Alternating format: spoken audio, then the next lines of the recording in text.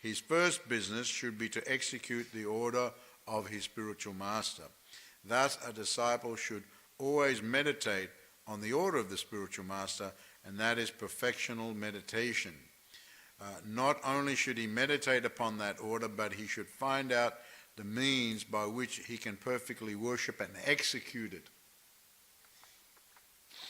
Yaruktam patidrishtena girishena prasidata tadyayanto japantascha pujayantascha samyataha.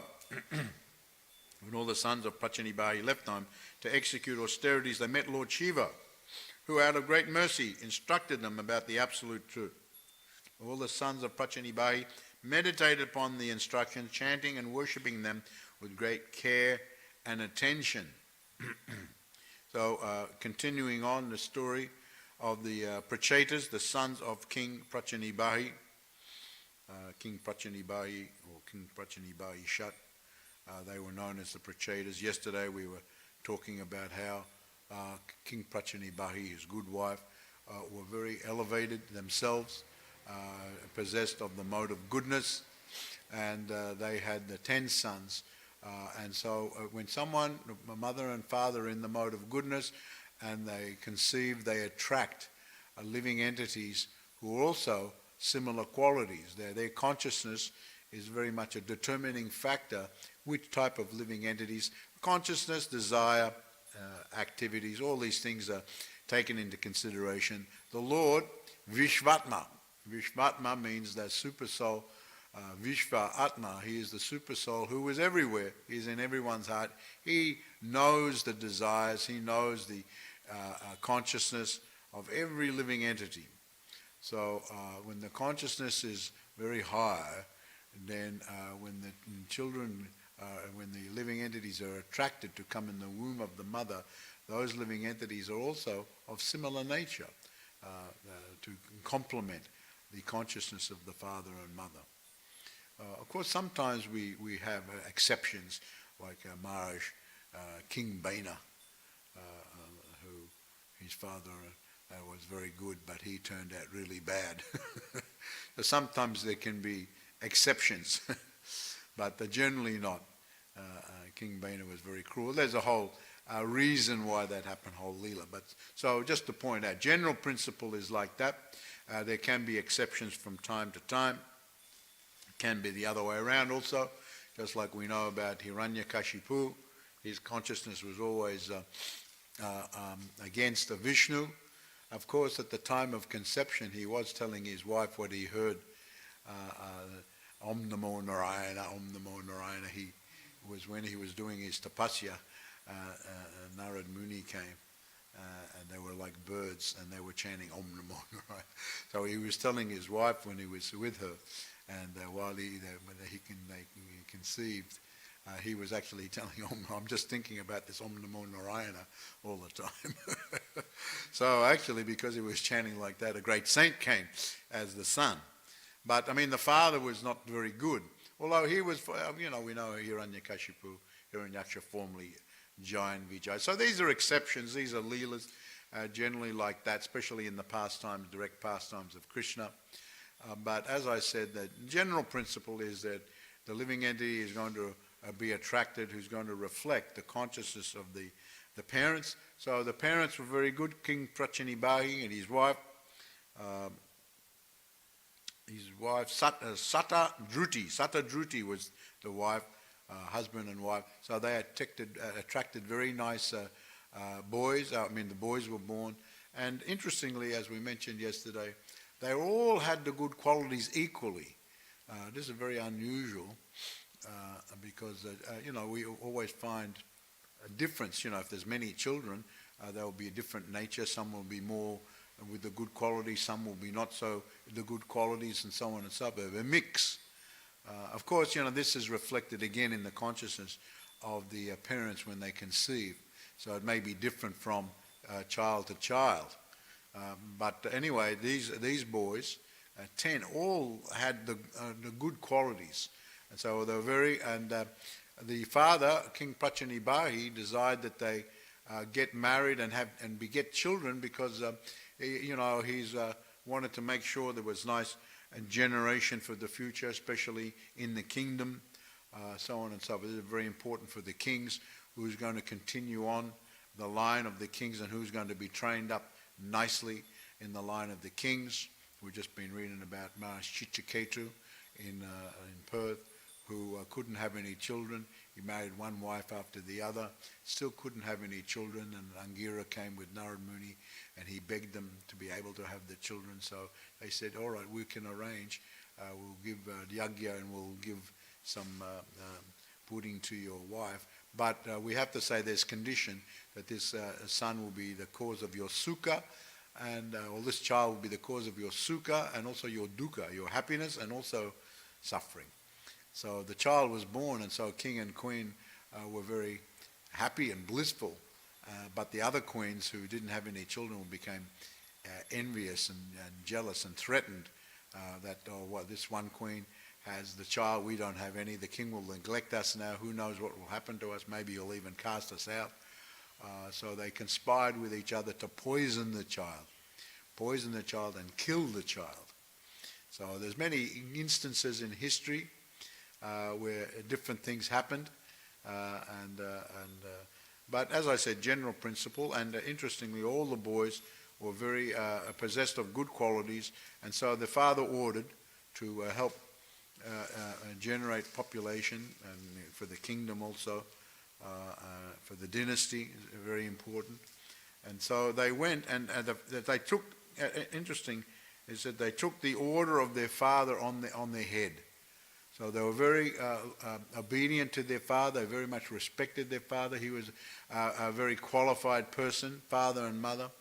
And so they were very qualified sons. So when the father instructed, this was a very good instruction. They took it on their head, and they went and they thought, and we were saying yesterday for those who didn't come, that they went now to get married and to have nice children.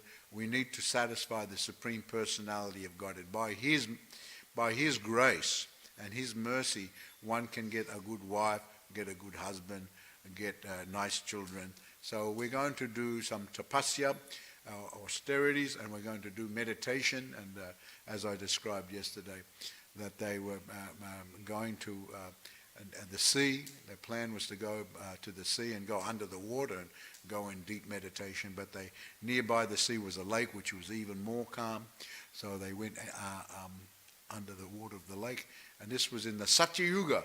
They did the tapasya for 10,000 years, sitting under the water and meditating.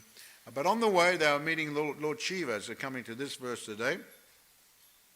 So Lord Śiva, a wonderful, exalted personality. He is like a Lord Vishnu, just expansion, and he is on that level of Lord Vishnu, not exactly Lord Vishnu, but he has his own Shiva Tattva, his own energy. And so he came, seemingly by coincidence, although all these things are arrangement under divine arrangement. And so he came there with his entourage, and he was very pleased with the boys. He knew the boys, and so he was very pleased with them. And he said, I know what you're going to do, the tapasya. I know you're going to meditate on the Supreme Lord. And he's going to give them now some nice prayers to offer and to meditate on while worshipping, while meditating on the Supreme Personality of God. These prayers were composed by Lord Śiva himself, so they're very, very high level offering of prayer, full of all sorts of understanding of the position and activities and so on of the personality of Godhead. So these are very wonderful. If the prayer is composed by a great personality, it has even more potential, more potency rather, more potency. So Lord Śiva said that he composed, he sung the song of Lord Śiva. This chapter is called the Song of Lord Śiva. It appears just by the title of the chapter that he sang these, because when you read the mantras, the prayers, they're very nicely composed and beautiful language, everything like that, worshipping the Supreme Lord in different aspects. So he sung these prayers to the Prācīnas, and more or less, because he did like that, he more or less became the spiritual master. Maybe there wasn't formal diksha, at least shiksha. There's different types of guru, shiksha and diksha. But it can be, even diksha can be given just by giving the mantra without any formal yajna or anything like that. So Prabhupada actually does say here, Lord Śiva actually became the spiritual master of the 10 sons. So it is out of great kindness. It's not that Lord Śiva needed to do this. He is fully satisfied in his own self, fully in his own spiritual position. He doesn't need anything. But it's, these great personalities, incarnations of the Supreme Personality of Godhead, and also representatives of the Supreme Personality of Godhead, they come to the world and they're fully happy, fully satisfied, situated in their own Krishna consciousness, but out of their kindness, they go out of their way to give this to humanity, especially in general. So tomorrow is coming the disappearance day of Srila Prabhupada. We're observing here, and there were so many centers all over. I think today is India. So all over the world is the anniversary. We see how the nature of Srila Prabhupada, how we are so compassionate to the fallen souls of the Kali Yuga, and compassionate to all of humanity. So this is one of the qualities, compassion, mercy, and kindness. So Lord Śiva, out of his kindness, he came and he gave them instructions regarding the execution of their tapasya. They had some idea, and which was a good idea, to go and do tapasya, worship, meditate on the Supreme Personality of God, to go under the water. People in those ages lived 100,000 years. They were going to do 10,000 years of tapasya. So Lord Śiva, he gave them extra, more specific meditation, more specific prayers to meditate on. So it's very important. And Prabhupada does say here, what does he say here, that the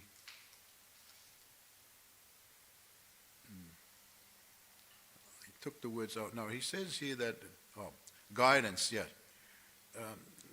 It is clear that to perform penances or austerities or any form of devotional service, one has to be guided by a spiritual master. Because the spiritual master knows the nature of the disciple. Knows the nature of the disciple. So just like any teacher in school, the teacher in the school, whether it's the primary school, high school, or the university, different students have different nature, have different capacity for learning. Sometimes the teacher has to adjust a little bit. The teacher gives general, but then also notices the aptitude and the nature of the individual student. And some are learning quickly, some are learning more slowly. So the good teacher has to make a little adjustment, seeing each student individually. So as too in spiritual life, that is also the case. That's why it's very important. If you could go, let's say you wanted to go to university, you wanted to study to become a doctor. Even if you could go, even if you went to the university, many of you have gone to the university, studied accounting or architecture or engineering, and you're studying medicine. Imagine if I said to you, just go to the university and get the books and read the books and then come back for the exams. Would you feel very confident that you would pass the exams? Maybe. But it's risky business, isn't it? Risky business. You get to hear the books, come to the university, hear the books, go do the study, come back here and do the examination. So, we get a book, we read something, maybe we don't understand completely. Maybe we misunderstand something. Quite often when we're just beginning, if you're new, not so experienced, just like anything you buy, say you get a complicated computer or how to operate the operating system, you get the instruction manual, still, sometimes they're very confusing because you're not very experienced in that thing. Sometimes you want to follow it, but it didn't work. How many times any one of us done this? You follow the instructions, still it doesn't work. Try many different times, reading again and again, but still don't quite. And then so ultimately, what do you have to do? You have to ring the expert who knows what is in the book and what the instructions means. So, and they're trained. They're trained not to know, not only to know it, but how to apply it. How to apply it. So I remember one time I went for some problem with the foot, and a podiatrist, and so they had the instruments looked like sharp knife and this and scissors and this and that and the other. I said, this looks like the things you have in your home. He said, just jokingly. And so he said that, well, yes, but no, these are a little bit different. They're a bit not the same quality, a little bit different also. But also, not only that, we're all trained how to use these things. Just like you may want to have operation, say you need a surgical operation, and so, just like if you go to the surgery, many of us have been to the surgery, you'll see they have the saws, they have the hammer, they have the drill, they have, of course they're very high quality. So, you can go to a carpenter, he has the saw, he has the hammer, has the drill. So maybe you'll think, well, why save money? I'll just go to the carpenter, he's got the saw, the drill, is it? He can do the operation. But would you do something like that? The carpenter's not trained to, do the surgery on you. He can put the doors, he can make the building, but surgery requires so much extra training and so much extra high quality equipment, and all everyone knows. So it's that extra training. So similarly too, we can try by ourselves. Just imagine if we tried by ourselves to do the surgery. I see they got the saw, I'll just use the saw. Cut myself open, have a look, and do the surgery. Everything is so complicated there. A slight millimeter out, boom, you're going to be dead. Just like that. Just like that. You go to the surgery, on the operating table, bring the carpenter.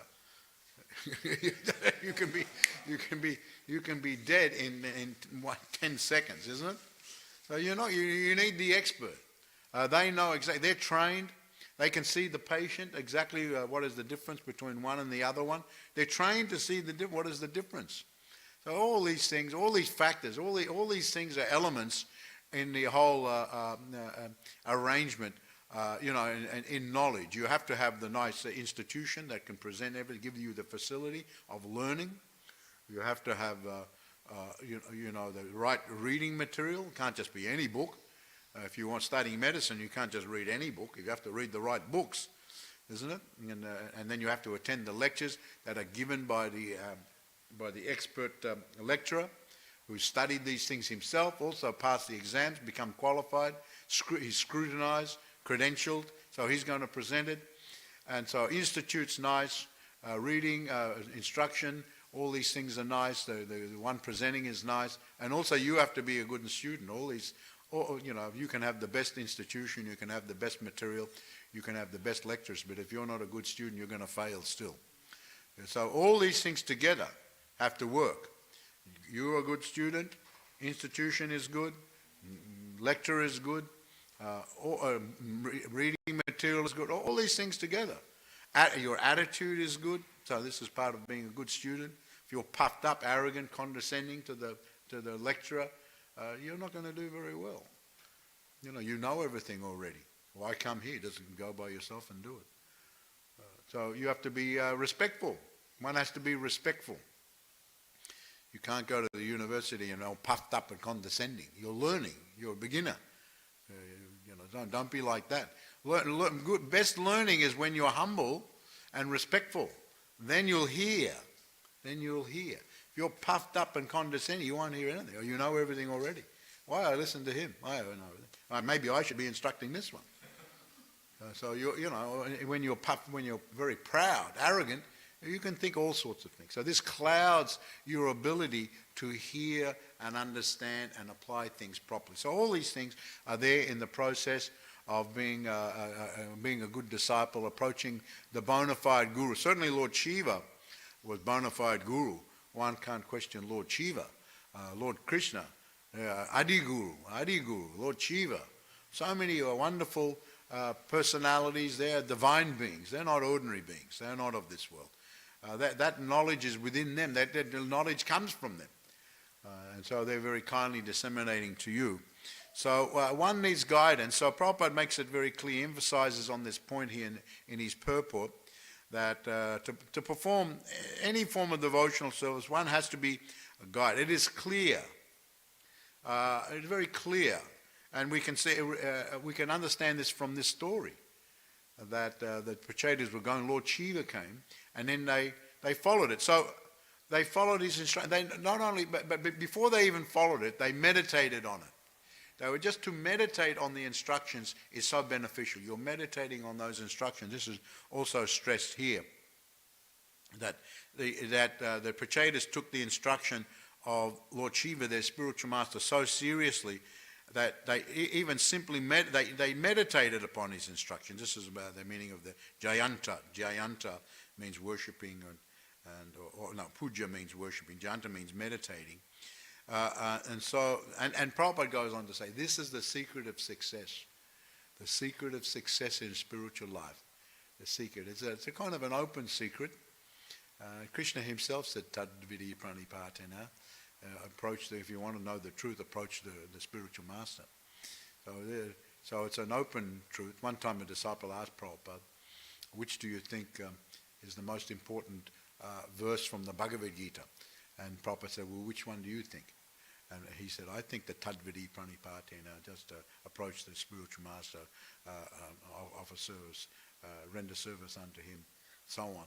This verse here, he will impart knowledge unto you because he's seen the truth. And Prabhupada said, yes, you've understood the secret of the Bhagavad Gita. This is the secret of the Bhagavad Gita.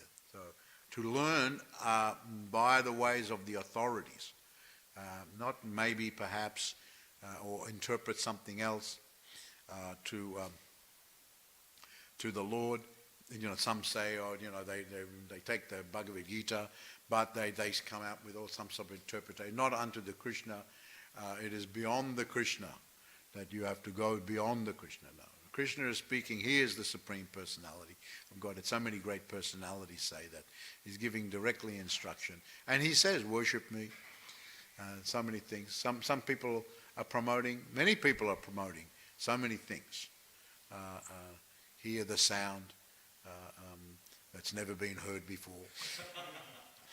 You hear these things, with the impersonalists present these. So they sound very enticing. Hear the sound never heard before. Oh, what is that? Pass through the gate of the no gate.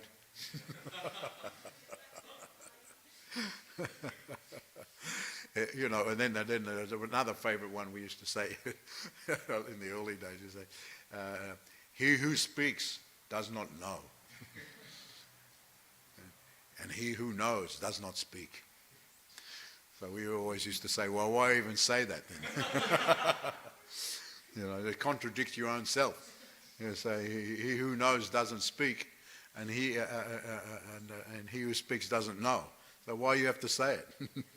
We all know why you have to say it. So you're contradicting your own self. So these may sound very mystical and mysterious, and many people are attracted. Oh, what's this?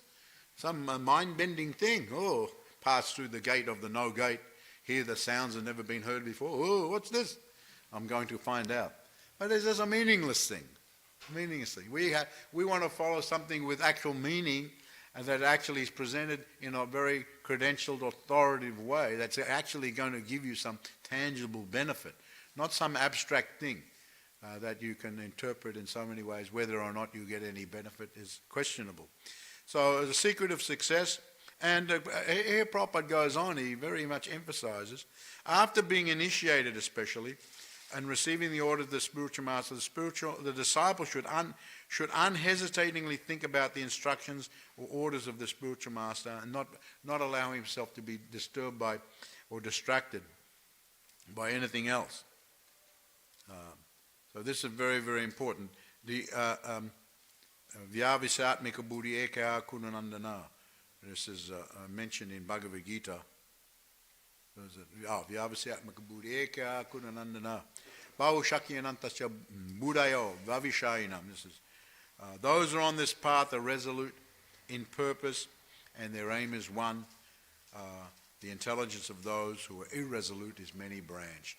So if you're following the path of devotional service under the guidance of the bona fide guru, then your intelligence is very fixed. You're resolute on that path. You're getting guidance. Sometimes you may wander, but the guidance is there. No, don't. That is not. You're going off. You come back again. Just like you go for the driving lesson with the driving instructor, or maybe you're going with the driving instructor. He's sitting right next to you, and you're learning. That's good. This one's good. What you're doing is good, but that one is not quite correct. He's guiding you continuously as you're driving. He's guiding you continuously. So the guru is guiding us continuously through his personal presence by giving you personal instruction, and by his written or spoken instructions. We can understand so many things of what the purpose of our life, and then we became very fixed on that. So this is, and then our faith becomes strong, and when one is awake to Krishna consciousness, he doesn't care, or he doesn't need to endeavor for good results in any of the activities he performs, because we are under Krishna now. People, who have got some idea, they want to have good results from their activities.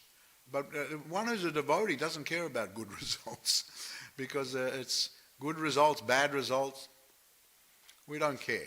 And we just want to serve Krishna. We want to serve Guru, and by serving Guru, we're serving Krishna. Krishna will give the results. We leave to Krishna.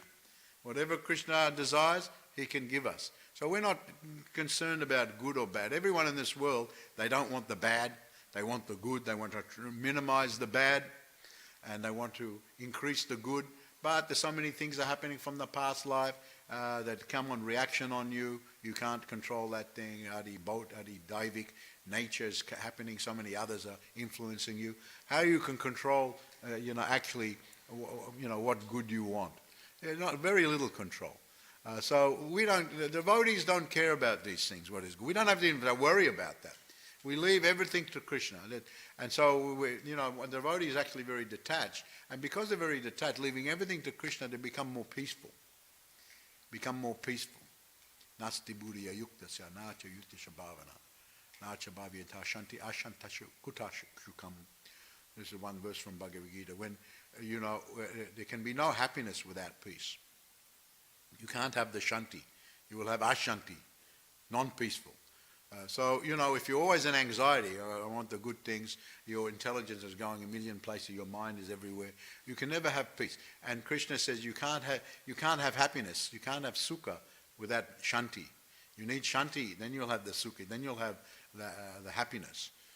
So this is very, very important. So, but as far as happiness and, there's always the stress of the world, we're not interested. So here it is mentioned that the best practice is for the disciple to always follow the guidance of the spiritual master, who is a bona fide representative of Krishna. One has to firmly obey the representative of Krishna. One should accept the instruction of the bona fide spiritual master as one's mission in life. So in this particular verse from Bhagavad Gita, Prabhupada repeats the same thing as he's saying here. The order of the spiritual master one should not allow himself to be disturbed by anything else. The life substance of the disciple is to follow the order of the spiritual master. The first business, again and again, Prabhupada says it in different ways, because we're so dull. We heard it once, but we need to hear it many times, and in different ways. So it's not the same thing. So Prabhupada says that he puts it in. It's the life substance. It's the first business. Well, unhesitatingly, don't be disturbed by other things. But in regard to the first business, the disciple should not consider whether he's going back home, back to Godhead even. One who's actually a very good disciple, very serious. The first business is following the order of the spiritual master. If you follow the order of the spiritual master, you don't have to worry about going back home, back to Godhead. Because you can get in anxiety over it. Oh, I'm not going back home, back to Godhead. Oh, woe is me. I'm doing the devotional service. I'm not very good. So anxiety. But just follow the order of the spiritual master. Actually, if you have to have anxiety whether you're following the order of the spiritual master. That anxiety you should have. So that's the first business. Going back to Godhead, Prabhupada says very emphatically here. And again, the disciple should always meditate on the order of the spiritual master. That is perfectional meditation. And then he goes on to emphasize, not only should he meditate, but he should find out the means by which he can perfectly worship and execute it. All right? You've got the instruction, meditate on it, very good. Always think about it, very, very good. Take it as your first business, good. Now, how to execute it. That also the Guru can give guidance. This is one of the functions. So, very, very important. Just I was reading the other day some of the instructions that Srila Bhaktivinoda Thakur gave to his son. He gave a lot of instructions to his son Srila Bhaktisiddhanta Saraswati Thakur. So Bhaktivinoda was his father. He was a Shiksha Guru. His immediate Diksha Guru was Srila Gokishore Das Babaji. But Bhaktisiddhanta was also the Guru of Srila Bhaktisiddhanta. So he gave him very specific instructions, especially as he knew he was leaving the world. And I was just reading instructions. He said, preach pure devotional conclusions. Actively and fearlessly preach the pure teachings of devotion to counter false ideas propagated by pseudo-sampradayas. There are many different instructions, and actually there was a letter that he actually sent a letter to his son. He signed it, Kedranath Datta Bhakti Vinod. And I'll just read some of the letter. He says here, be humble and meek. Do not accept government honours or titles that may compromise the mission. Live without debt and lead a life of simplicity and non-attachment. And so these are some of the points, but this is the actual letter. He says Saraswati, he calls him Saraswati. People of this world who are proud of their own aristocratic birth attack the pure Vaishnavas. Thus they commit offences. The solution to the problem is to establish the order of Daiva Varna Shram Dharma, something you started doing. You should know that to be the real service to the Vaishnava. Because pure devotional conclusions are not being preached, all kinds of superstition and bad concepts are being called devotion by such pseudo-sampradayas as Sajya, Ativadi. Please always crush these anti-devotional concepts by preaching pure devotional conclusion and by setting an example. So by preaching the pure devotional principle, by setting the example. So these are direct instructions. Please try very hard to make sure that the service to Sri Mayapur will become a permanent thing. The real service to Mayapur can be done by acquiring printing presses, distributing devotional books, and Sankirtan preaching. Please do not neglect to serve Mayapur or to preach for the sake of your own reclusive bhajana. When I am not present anymore, please take care to serve Mayapur Dham, which is so dear to you. This is my special instruction to you. I had a special desire to preach the significance of such books as Srimad Bhagavatam, Sat Sandarbha, Vedanta Darshana. You have to accept that responsibility now. Mayapur will prosper if you establish an educational institution there. Never make any effort to collect knowledge or money for your own enjoyment. Only to serve the Lord will you collect these things. Signed, Kedranath Datta Bhakti Vinod. Very valuable instructions by Srila Bhaktivinoda to his son and his Siksha disciple. So the instructions, and we see Srila Bhaktisiddhanta took those things and he very much followed and established all those things. So very important, we see great acharyas, how they follow their gurus and they set the example. So we as disciples should follow the example of the predecessor gurus and acharyas and take very seriously what is the order of the spiritual master, the first business of the disciple. Therefore, we always pray. What is that verse we actually mentioned here? Yasya prasada bhagavat prasada every morning. Yasya prasada nagati kutopi jayan stuvam stasya yasastri sanjam. Vande Guru Sri Charanaravinda. By satisfaction of the spiritual master, this is the translation, the Supreme Personality of Godhead becomes satisfied, and by not satisfying the spiritual master, there is no chance of being promoted to the plane of Krishna consciousness. I should therefore meditate and pray for his mercies 3 times a day, and offer my respectful obeisances unto him, my spiritual master. This is the prayers of Srila Vishwanath Chakravarti Thakur. All right, thank you very much. Does anyone have any question or comment?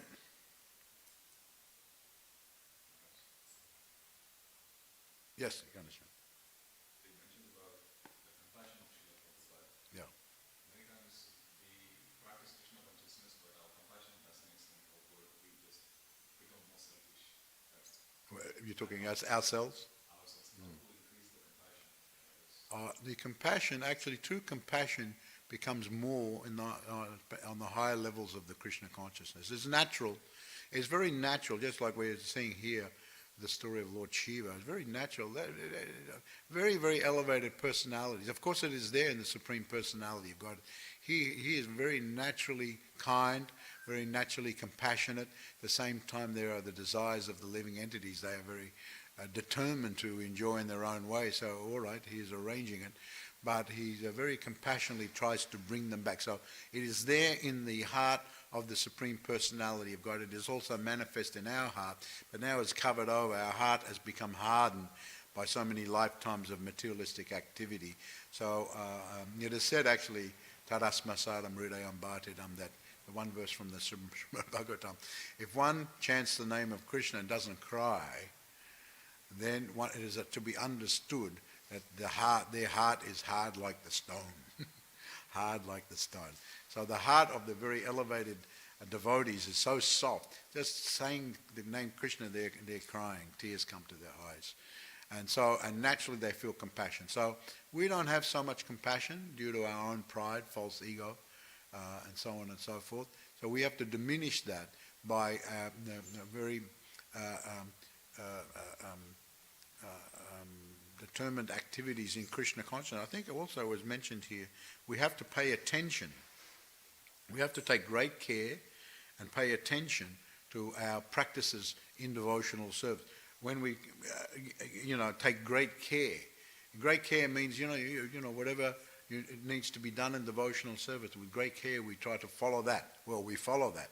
And we pay attention to any instructions given. So by doing all these things, naturally,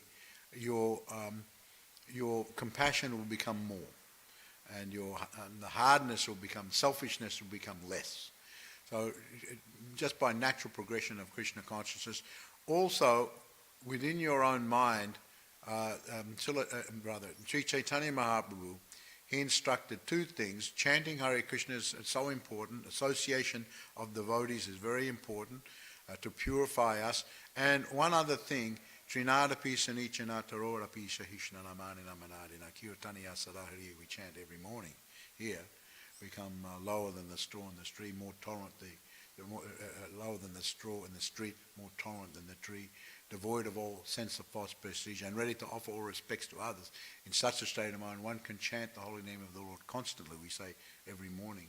This prayer. So Lord Chaitanya says, you can read in Chaitanya Charitamrita, where Krishnadas Kaviraj records it, he says that, and along with chanting, along with associating with devotees, we string this verse, Trinadapi, like a necklace around our neck. So we're always thinking, keeping it in our mind, Trinadapi Sanichana Tarorapi Sahishna Kirtaniya Sadahari, this verse.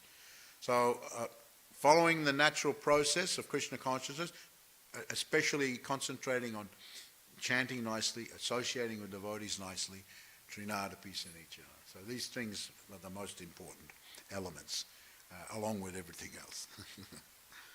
All right, thank you very much for your question. Very nice. Any other question? Yes. Sometimes we are not able to connect ourselves with Guru Maharaj. Connect Our Diksha Guru. to the Diksha Guru, to your Guru. And we are more into like Shiksha Guru, like their instruction and everything. So how to make the balance between... Well, Shiksha Guru and Diksha Guru, both important. Actually, our line of Parampara is mainly Shiksha Guru. If you look at our line of the Parampara, you can read in the Bhagavad Gita, all our gurus going originally from Krishna, they weren't, the Diksha line is actually Shiksha. So sometimes the Diksha Guru who gives initiation, or quite often he was the Shiksha Guru, and then he also gave you Diksha, and he continues to give the Shiksha. But the diksha is the formality, giving the commitment, and the guru agrees to guide you. That is there. But the real important is the shiksha. So both is important. So shiksha, getting shiksha is very, very important, just as, if not more important, than receiving the diksha. Both are important, but shiksha and diksha must be together. Must be. How much balance you want to have? Actually, we didn't get so much association with Prabhupada, many of us. In the beginning of the movement, back in the 60s, when the movement was very small, there was just a few devotees, Prabhupada was personally there trying to establish everything. Those disciples there, they got a lot of association because there were only a few of them. Later, as the movement expanded, temples all over the world, you couldn't see Prabhupada so often. And you had to make an appointment to see him. So many disciples were there. And so, if you were in your country, we were lucky here that Prabhupada came 6 times here. And we were able to get the associations. Also, we went every year and saw him there. But we didn't have constant association with Prabhupada. And, so mainly we were getting his shiksha by reading. And so Prabhupada thought it so valuable. I'm, giving Bhagavad Gita with commentary and Srimad Bhagavad commentary. So we were following his shiksha. He would send letters. We would read his instructions. And so many things that he would send memos out to everyone. So these things are very, very important, actually more important than Vani. Vani is important, more important than Vapu, personal association. But both are good, both are very good. So you just have to see what's good for you. We should always desire nice personal association, but don't think because I'm not getting, therefore I'm lacking. No, if you're sincere, Krishna will give you good guidance. He's Chaitya Guru, Guru within. He's giving you guidance through shiksha. It can come in many different ways. All right, any other question? Okay, thank you. Jai Srila Prabhupada.